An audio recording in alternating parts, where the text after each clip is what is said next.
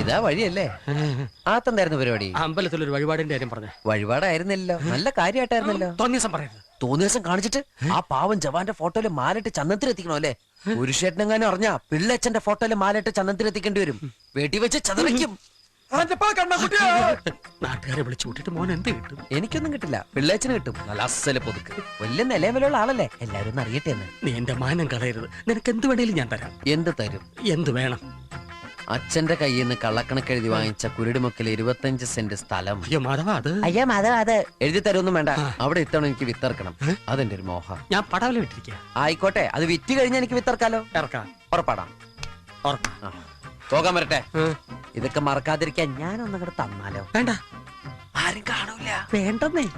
എന്നാ ചാടിക്കോ മോനെ. ഇന്ന് നീ അവിടെ കക്കാൻ കയറരുത്. ഇന്ന് അവിടുന്ന് എന്തെങ്കിലും പോയാൽ നാളെ അത് എന്റെ തലയിലാവും. ഓ, എന്നാ മറ്റന്നാളാവാം. അതിന്റെ പിറ്റേന്ന് എന്റെ തലയിലാവും. സ്ഥിരാണല്ലേ? ചാടിക്ക.